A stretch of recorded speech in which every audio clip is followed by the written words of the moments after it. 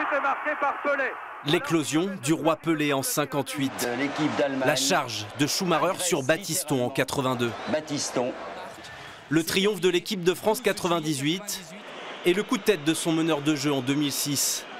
Des moments marquants de la Coupe du Monde qu'un éditeur rouennais a voulu raconter autrement.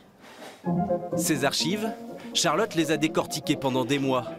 Un long travail documentaire, indispensable pour donner naissance à ce docu-BD intitulé « Histoires incroyables de la Coupe du Monde ».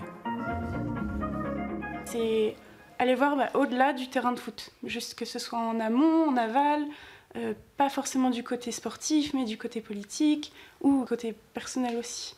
C'était prendre l'incontournable, mais aussi l'anecdotique dans ce qu'il avait de surprenant et d'amusant. Et parfois moins amusant aussi.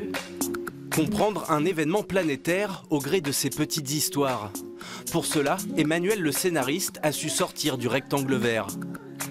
Objectif, contextualiser et humaniser ces matchs et ces hommes qui déchaînent les passions. J'ai même réussi à humaniser Harald Schumacher, donc c'est quand même assez fort hein, pour ceux qui ont ce souvenir de 82, effectivement, et de l'attentat sur Battiston. Du coup, c'était d'essayer de comprendre comment on en est arrivé là, quoi.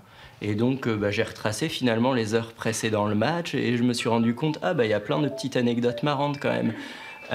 Il s'est quand même passé pas mal de choses. Il a eu son ascenseur en panne, il a oublié son maillot dans le bus, il a plein de choses cumulées à une époque dopage et excitant avant d'entrer sur le terrain. Autre sujet prégnant, le poids du pouvoir politique. Jamais très loin des terrains quand il s'agit de la Coupe du Monde. C'est un super outil politique, notamment pour les pays qui organisent la Coupe du Monde. Ça, c'est clair.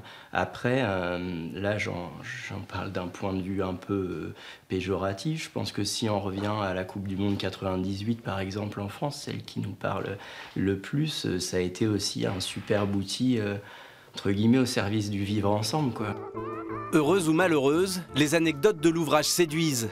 Édité à 10 000 exemplaires il y a quelques semaines et déjà en cours de réimpression, les histoires de Coupe du Monde ne laissent définitivement pas indifférents.